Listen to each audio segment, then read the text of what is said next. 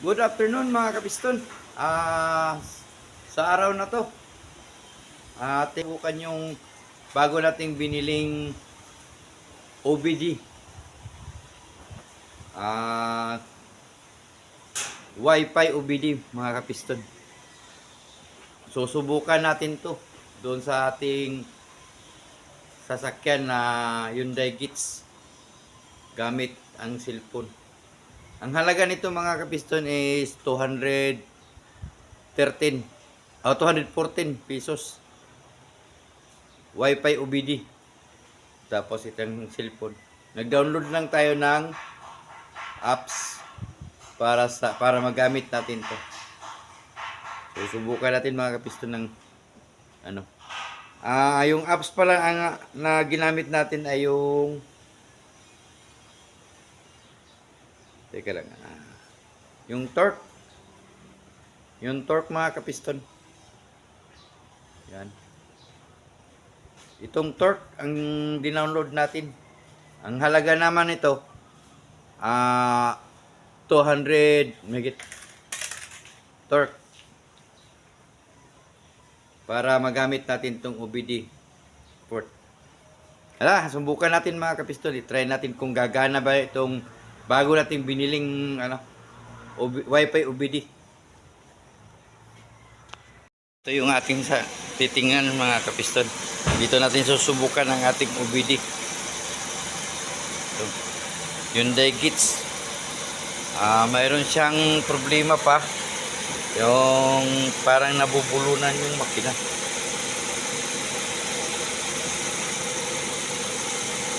Hirap. Medyo nahihirapan. Paparinig ko sa inyo mga kapiston pag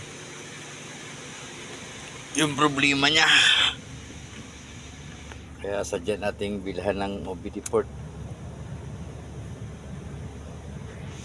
OBD, Wi-Fi OBD.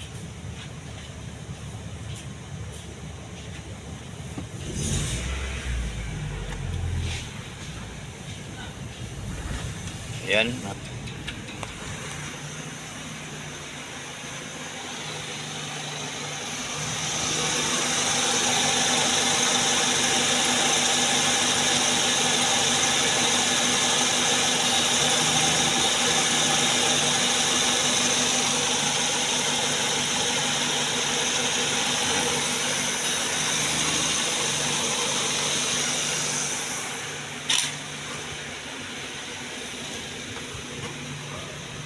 Ang pangit ng andar niya.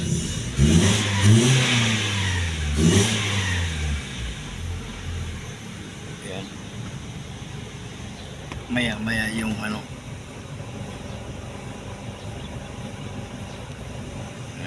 Parang nabibilaukan yung makina.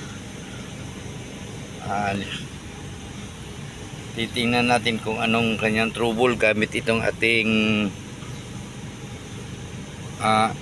ELM 327 Wi-Fi interface. Yan. Dito yung kanyang port mga kapiston sa ilalim. Dito natin siya isasaksak. Subukan natin. Ayan. Ay. Pasok na ba?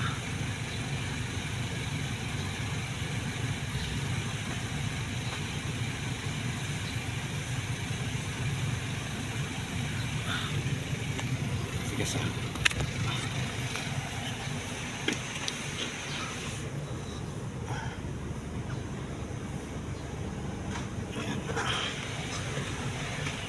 Saksak na din.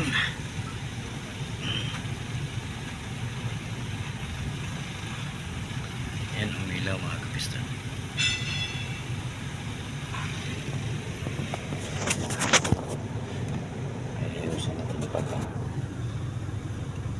Umilaw siya mga kapiston pero hindi nag-blink.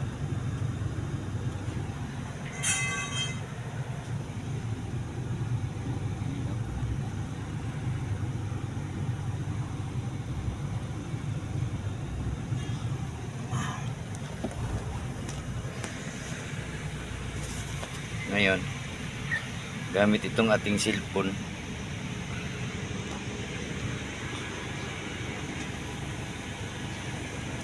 Atin naman itong bubuksan.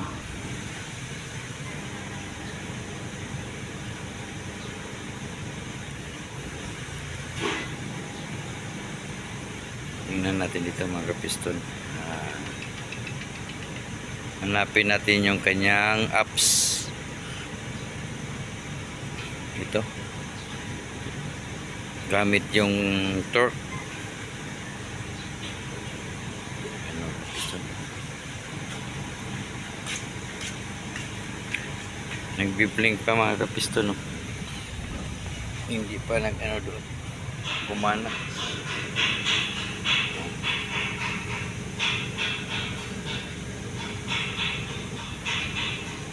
Yan.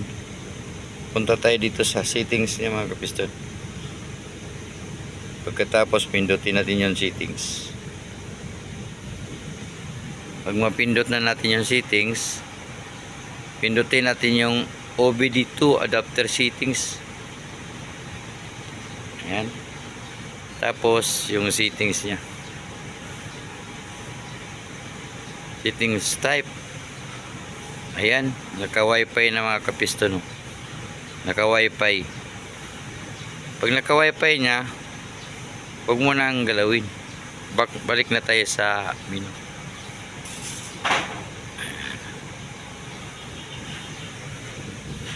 Titingnan natin mga kapiston kung gumana ba.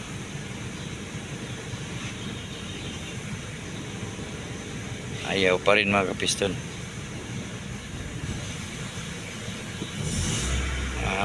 Wala mga kapiston. Ang gagawin natin, patayin natin yung makina.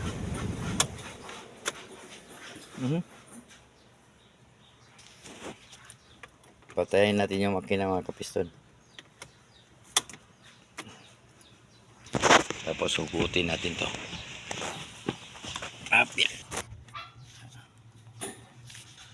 Ayan, mapapansin nyo, isa na lang ang umiilaw. Ayan, isa. Kanina tatlo yung umilaw kanina mga kapiston, ngayon isa na lang. Ayan, tama yan. Patayin nyo muna yung makina bago nyo isaksak itong OBD. Ayan. Ngayon, pagkatapos balik tayo.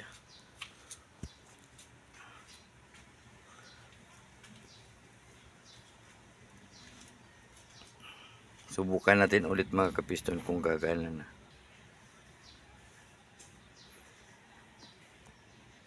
Kidami na mukha.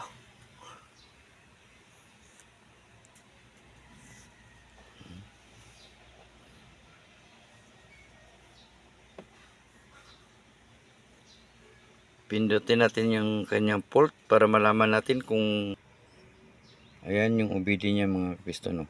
Wi-Fi OBD. Pindutin natin. Blink na yung ilaw niya. Yan o. Yan.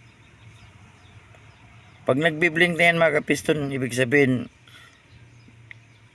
konektado na yung OBD natin at saka yung ating cellphone. Kaya pwede na natin siyang i-test. Balik tayo doon ulit.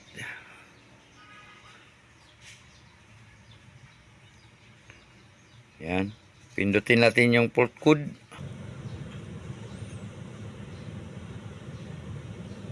Ano nakasulat? Tap here to scan for port or press menu for more option. Caution, icy conditions. Connected to ECU first. Ayun. Pindutin lang pala ulit. Ayun na mga kapiston. May lumabas. PO3 40 powertrain camshaft position sensor is circuit pan 1 or single sensor. Yun ang port code mga kapiston na lumabas. Ngayon paandarin natin siya. Yan mga kapiston. Yan ang Sira natin mga kapiston ang nakita sa ating scanner.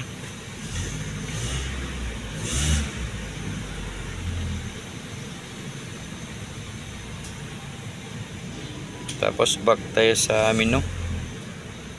Mayroon siyang pending mga kapiston na error. Chassis 000.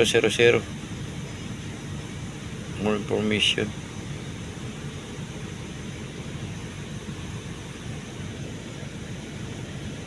Makikita natin ito. Ayan, gumana na.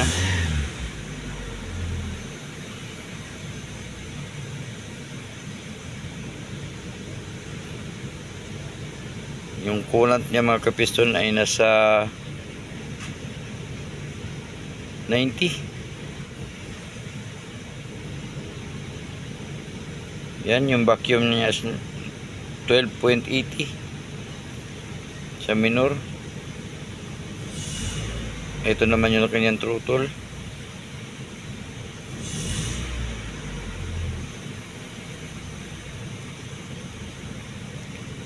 Yung speed wala kasi hindi naman tumatakbo. Ang RPM niya mga kapiston nandyan sa 719, 120, 130. Yan. Accelerator pag naka-zero, pag hindi napakan. Pero zero.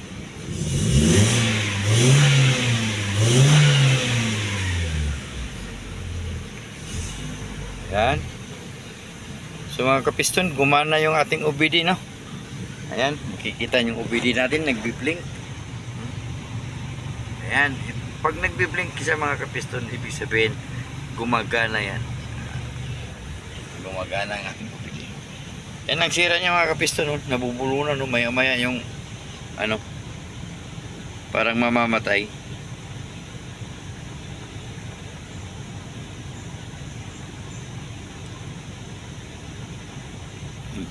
Ayan. Akala mo bumibitaw yung aircon pero hindi. Talagang siya. Akala mo namamatay yung aircon. Nagbabago yung kanyang minor. Yan ang sira niya. Nakikita natin dito yung kanina. Dito sa kanyang fault code ay ito. Camshaft position sensor. Tapos makikita din natin yan dito sa iba. Titingnan din natin dito sa kanyang test result. Pwede rin tayo mag test result mga kapiston. Tayo lang, medyo matagal-tagal.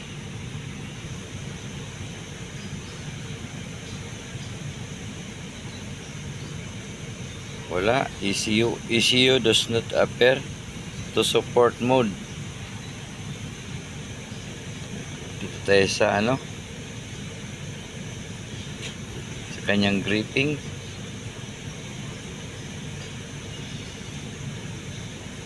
Yun, mga sensors. Add sensor screen, active sensor. Ayan, makikita na.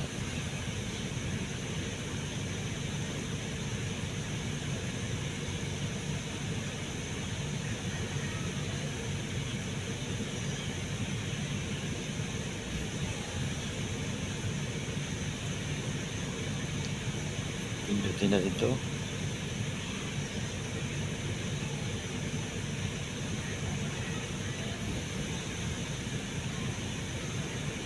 Mayroong nakapula dito mga kapiston. Adapter error count. Nakaikis.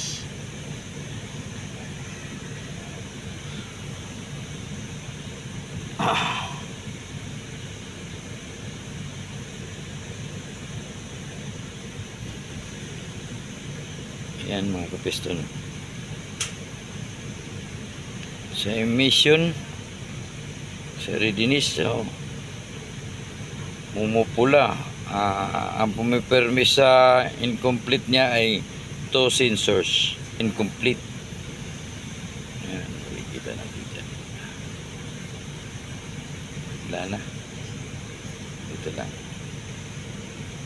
Ayun. Ayun mga kapiston. Hanggang dito na lang tayo. Napakita na natin na ang ating OBD gumagana.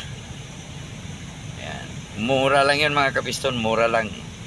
Sa halagang 450 mayroon na tayong 430 or 450 mayroon na tayong sariling scanner.